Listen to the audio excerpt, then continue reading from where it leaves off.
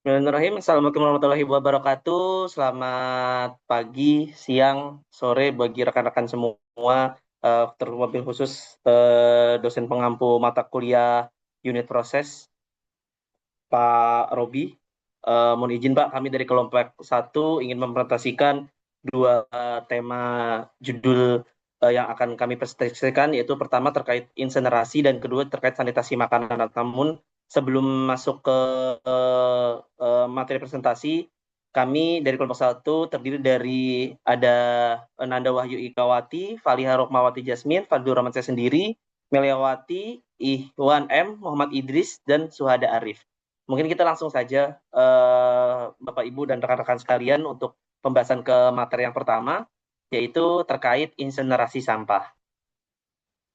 Nah, untuk insenerasi sampah sendiri mungkin akan saya jelaskan sedikit terkait deskripsi prosesnya, di mana insenerasi itu sendiri umumnya hanya satu bagian dari sistem pembuangan sampah ya, kompleks untuk manajemen keseluruhan di berbagai limbah timbul dalam masyarakat.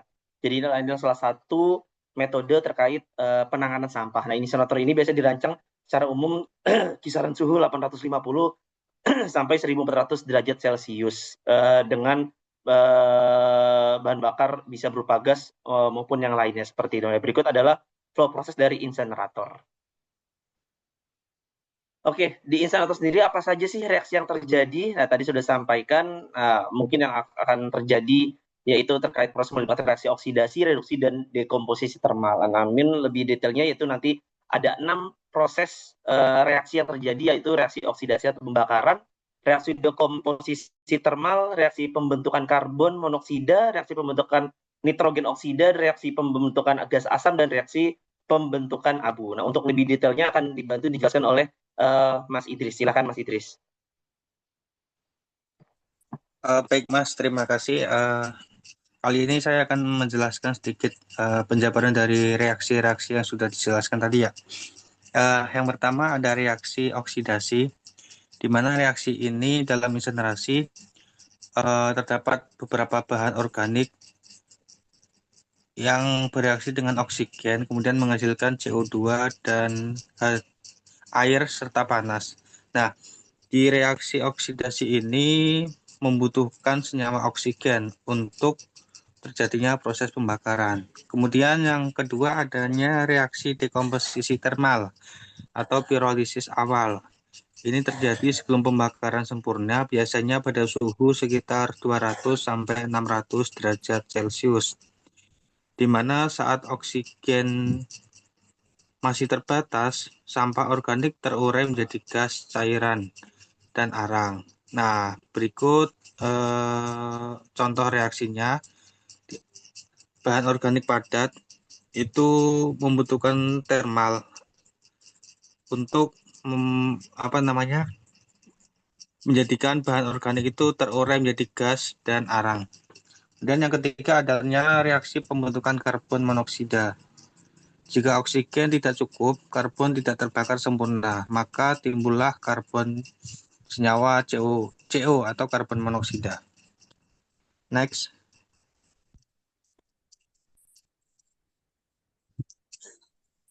Reaksi yang keempat ialah reaksi pembentukan NOx atau nitrogen oksida, di mana dengan suhu tinggi ini nitrogen dari udara bereaksi dengan oksigen. Gas ini menyebabkan pencemaran udara sehingga harus dikendalikan dengan sistem gas treatment atau SCR. Yang kelima ada reaksi pembentukan gas asam. Unsur halogen seperti klor dan fluor dalam plastik akan bereaksi dengan hidrogen dan oksigen membentuk gas asam yang berbahaya. Kemudian yang keenam adanya reaksi pembentukan abu. Unsur anorganik seperti silika, aluminium, kalsium, besi, dan logam berat tidak terbakar dan membentuk abu padat atau biasa disebut sebagai valley ash. Abu ini mengandung logam berat, jadi perlu penanganan limbah B3. Oke, terima kasih Mas Idris untuk pemaparannya. Nah, selanjutnya terkait proses kontrol akan dibantu oleh Mas Ikhwan. Silakan Mas Ikhwan. Oke, ya kita masuk ke proses kontrol. Proses kontrol insenerasi sampah berfokus pada pemantauan dan pengaturan parameter seperti suhu, aliran udara, dan waktu tinggal, serta pengendalian emisi gas buang melalui teknologi seperti scrubber dan filter untuk meminimalkan dampak lingkungan. Kontrol ini melibatkan pengawasan dan penyesuaian berbagai parameter secara otomatis. Kita ke tujuan proses kontrol insinerasi sampah sebagai berikut. 1. Efisiensi pembakaran tinggi atau mengurangi residu dan emisi. 2. Keamanan operasional. 3. Pemenuhan regulasi lingkungan, misal ambang batas emisi udara. 4. Mengurangi risiko pencemaran udara, tanah, dan air. Oke, kita lanjut ke tahap proses kontrol. Tahapan proses kontrol insinerasi sampah dibagi menjadi 4 ya. Yang pertama, pra pembakaran kontrol masukan sampah, ada penyortiran, penghancuran, dan pengendalian kualitas. Yang kedua, proses pembakaran, kontrol ruang bakar. Suhu, waktu tinggal, udara, sistem umpan yang harus diperhatikan itu. Yang ketiga, pasca pembakaran, kontrol emisi, sistem pemantauan, pengendalian polusi, dan daur ulang energi. Dan yang keempat, kontrol sisa pembakaran. Ya, contohnya seperti abu hasil pembakaran dikumpulkan dan sisa logam dapat diambil untuk didaur ulang. Sisa abu padat lainnya yang mengandung zat berbahaya harus dibuang di tempat pembuangan limbah yang aman. Oke, terima kasih Mas Iwan untuk penjelasan terkait proses kontrol, terkait fenomena perpindahan mungkin bisa dibantu menjelaskan oleh Mbak Lia. Silakan Mbak Lia. Terima kasih kepada Mas Fadlu untuk waktunya. Baiklah, di sini saya akan menjelaskan tentang fenomena perpindahan. Fenomena perpindahan insinerasi sampah sendiri adalah perpindahan dari sistem pengelolaan sampah tradisional seperti TPA ke sistem insinerasi yang lebih modern. Meskipun proses ini menuai kontroversi karena potensi dampak kesehatan dan lingkungan jika tidak dikelola dengan baik. Perpindahan ini didorong oleh kebutuhan untuk mengurangi volume sampah, potensi menghasilkan energi dari limbah, dan mengatasi keterbatasan lahan TPA, tetapi juga menimbulkan kekhawatiran tentang emisi polutan yang berbahaya seperti dioksidan dan furon jika insinerator tidak beroperasi dengan efisien. Untuk yang gambar ini mungkin sudah dijelaskan sama teman-teman saya yang tadi. Di sini saya akan menjelaskan tentang fenomena perpindahan sendiri yang terjadi di insinerator. Next, Mas Fadlu.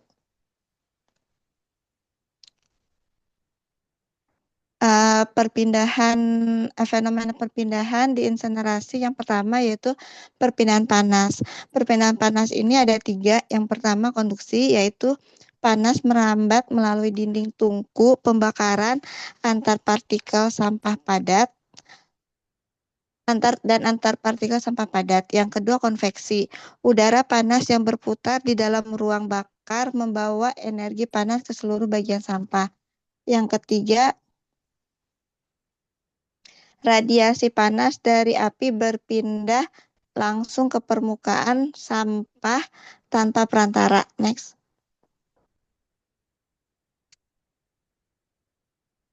Yang kedua, perpindahan massa. Penguapan air atau drying yaitu air dalam sampah berpindah dari padatan ke fase gas atau uap air. Yang kedua, pirolisis atau devolatilisasi, yaitu senyawa organik dalam sampah terurai menghasilkan gas mudah terbakar, yaitu CO, CH4, H2, dan lain-lain. Yang ketiga, difusi gas oksigen. Oksigen dari udara bergerak menuju permukaan partikel sampah untuk bereaksi membakar karbon menjadi CO2. Next, Mas. Yang terakhir yaitu perpindahan momentum. Perpindahan momentum terjadi karena adanya pergerakan udara panas, gas hasil pembakaran, dan aliran udara pembakaran di dalam tungku insinerator. Pada insinerator tipe rotary kiln atau fluidized bed, aliran udara berkecepatan tinggi membuat partikel-partikel sampah terus bergerak dan tercampur sehingga pembakaran lebih efisien. Sekian Mas Fadlu. Oke, terima kasih Mbak Lia. Berikut adalah pemaparan terkait tema yang pertama yaitu insinerasi sampah.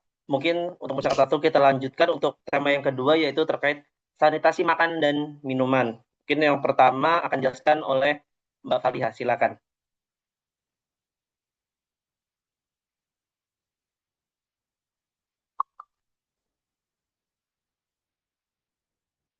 Mbak. Sorry, tadi masih ke mute. Oke, selanjutnya ini saya akan membahas tentang reaksi yang terjadi, ya, reaksi panas, kimia, dan radiasi. Boleh di next, Mas.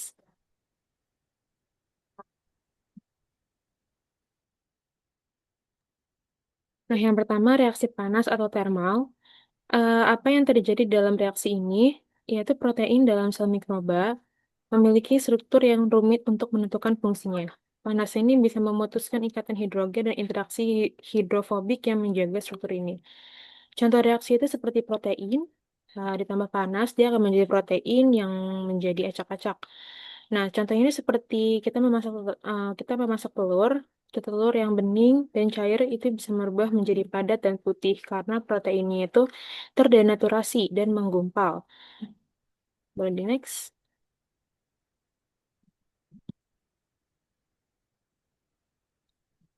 Selanjutnya yaitu ada reaksi kimia atau chemical. Yang pertama ada berbasis klorin, pemutih atau klorin.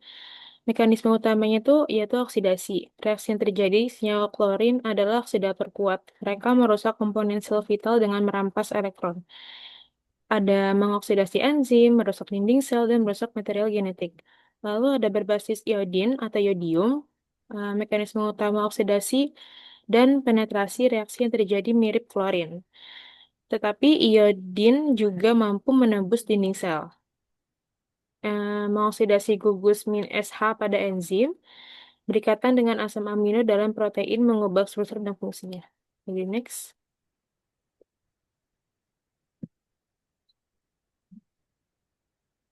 Ada berbasis quaternary atau ammonium compounds, gangguan pada membran sel dan denaturasi protein. Reaksi ini adalah surfaktan bermuatan positif. Muatan itu tertarik ke muatan negatif pada membran sel mikroba. Bisa terjadi gangguan membran dan denaturasi protein. Terus ada hidrogen peroksida atau H2O dan asam perasetat IAA. Oksidasi kuat reaksi yang terjadi keduanya adalah agen pengoksidasi sangat kuat yang menghasilkan radikal bebas seperti radikal hidroksil OH. H2O2, H2O plus O itu atom oksigen tunggal yang reaktif. Radikal bebas ini menyerang hampir semua komponen sel, lipid membran, enzim, dan DNA. Serangan ini bersifat tidak spesifik dan sangat, boleh di next, dan sangat bisa merusak. Selanjutnya ada berbasis alkali atau basah. Mekanisme utamanya itu hidrolisis dan perubahan pH ekstrim. Reaksi yang terjadi yaitu pH yang sangat tinggi, pH basah, atau sangat rendah pH-nya itu asam, dapat memecah molekul penting. Yang pertama sanitasi basah, NaOH, dan sanitasi asam. Selanjutnya ada reaksi radiasi atau UV light. Mekanisme utamanya denaturasi protein dan koagulasi mekanisme. Merusak fotokimia sanitasi radiasi UV light pada DNA. Yang terjadi itu sinar UV, panjangnya itu sekitar 250 nanometer, diserap oleh basa nitrogen dalam rantai DNA. Pembentukan dimertimin, dua basa timin yang berdekatan membentuk ikatan kovalen yang abnormal. Efeknya itu, dimer ini menyebabkan DNA yang tidak dapat disalin dengan benar dan mengakibatkan mutasi fatal dan kematian sel. Oke, terima kasih Mbak Faliha untuk penjelasannya. Mungkin dilanjut terkait proses kontrol dibantu oleh Mbak Nanda. Silakan Mbak Nanda. Baik, terima kasih Mas Fadlu. Untuk proses kontrol dari sanitasi makan minuman, pertama saya akan jelaskan sanitasi terkait proses kontrol. Proses kontrol itu adalah serangkaian langkah pengawasan untuk memastikan kebersihan dan keamanan produk pangan. Nah, tujuan utamanya adalah mencegah kontaminasi biologis, kimia, dan fisik selama produksi makanan tersebut. Lalu juga ini wajib diterapkan pada seluruh rantai proses, mulai dari penerimaan bahan baku, pengolahan, penyimpanan, hingga distribusi ke customer. Nah, untuk proses kontrol ini terkait pangan biasanya ada HACCP, ada GMP Plus, dan juga SSOP. Selanjutnya, Mas.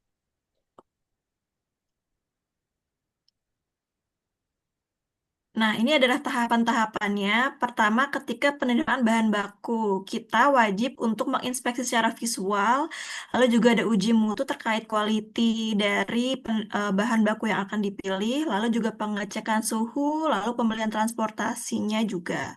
Lalu terkait pengolahan, terdapat item pengendalian suhu seperti pemanasan atau pendinginan yang sesuai dengan standar, lalu juga pemisahan area bersih dan kotor, pengawasan alat produksi, dan juga penyimpanan dan distribusi berupa monitoring suhu gudang, FIFO atau first in first out terhadap bahan baku dan makanan yang akan didistribusikan, lalu juga ada sanitasi wadah berupa packaging yang digunakan ataupun juga kendaraan pengangkut makanan tersebut.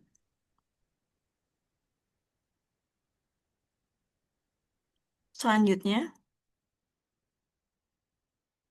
nah untuk monitor dan verifikasi serta tindakan korektif, ini untuk monitoring terkait sanitasi makanan wajib untuk mengecek harian terhadap suhu, kebersihan peralatan, air, dan juga lingkungan kerja.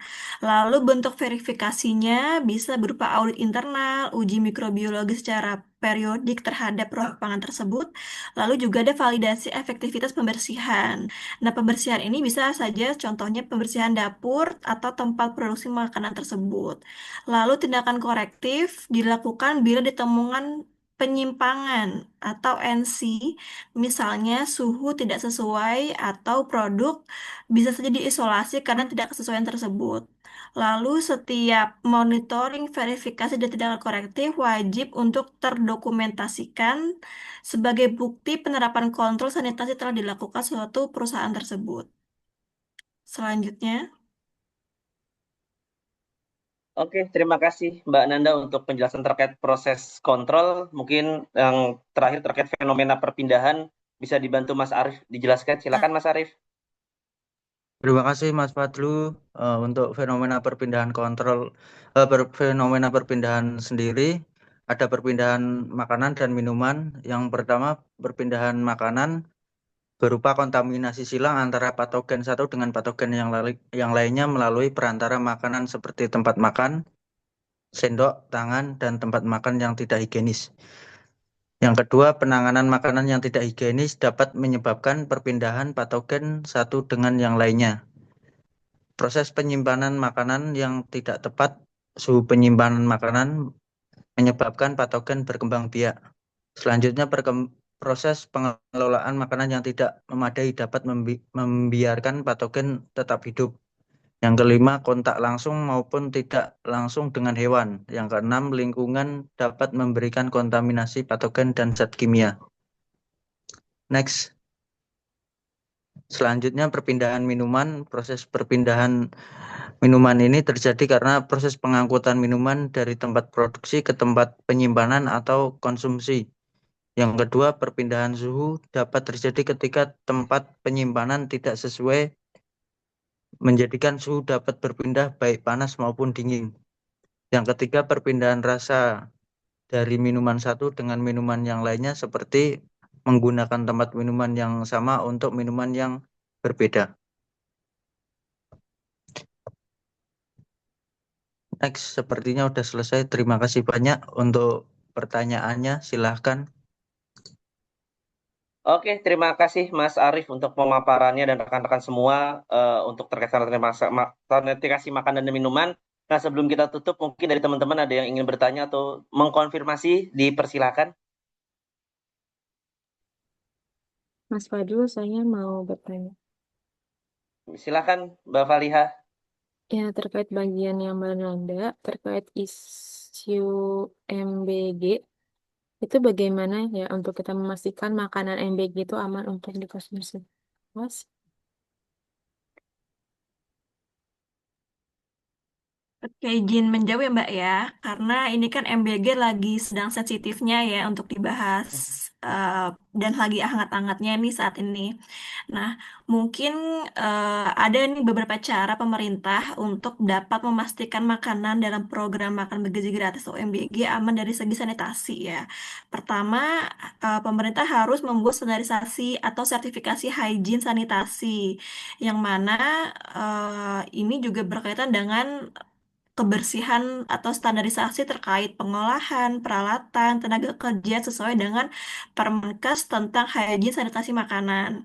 Lalu juga pemerintah wajib untuk membentuk auditor atau pengawas internal yang dapat menginspeksi secara berkala, lalu juga melakukan pelatihan atau sertifikasi penjamah makanan bagi para vendor yang terlibat terkait dengan tender tersebut. Lalu juga uji mutu seperti mikrobiologi, kimia, fisik, dan fisik itu juga wajib untuk diaudit secara berkala oleh pemerintah.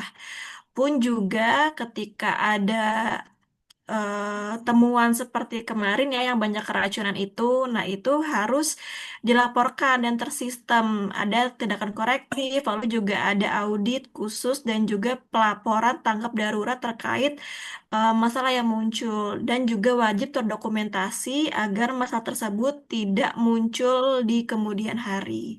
Begitu kurang lebihnya Mbak Fali.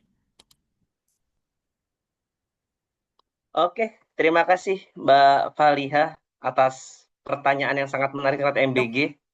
Dan juga makasih juga Mbak Nanda untuk jawabannya. Semoga bisa dilihat nanti rekaman ini oleh dinas-dinas terkait yang mengelola MBG ya. Oke, ada lagi dari rekan-rekan semua pertanyaannya, ada tambahan kah? Ada yang perlu dikonfirmasi? Izin bertanya Mas Fadlu, Silakan Mas Arief. ya terkait suhu ruang di suhu ruang di ruang kontrol bakar itu berapa ya?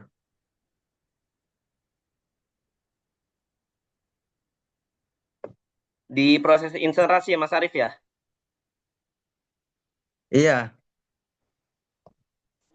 Oke, izin menjawab Mas Arief terkait suhu di insenerasi itu secara teori itu bersekitar antara 850 derajat Celcius sampai 1400 derajat Celcius. Nah, itu adalah suhu efektif untuk menghancurkan sampah-sampah ya, sampah apapun dari mulai sampah medis, sampah domestik, limbah tangga dan maupun yang lainnya seperti itu Mas Arief. oke, terima kasih Mas Fadlu. Oke, terima kasih Mas Arief untuk pertanyaannya. Ada yang ingin bertanya atau mengkonfirmasi lagi? Silakan. Oke, kalau tidak ada, ya saya cukup. Berikut adalah presentasi dari kelompok 1 terkait insenerasi sampah dan juga tema yang kedua yaitu terkait sanitasi makanan dan minuman. Semoga apa yang kami jelaskan ini bisa menambah wawasan bagi kami khusus sendiri sebagai mahasiswa usaha teknik lingkungan dan juga untuk rekan-rekan Bapak Ibu yang melihat video ini. Semoga bisa menambah pengetahuan kita semua. Kita cukupkan presentasi hari ini. Semoga presentasi ini bisa bermanfaat bagi kita semua. Kita tutup. Wassalamualaikum warahmatullahi wabarakatuh. Terima kasih. Waalaikumsalam warahmatullahi wabarakatuh. Terima kasih Sama-sama, semuanya. Mas Fadlu.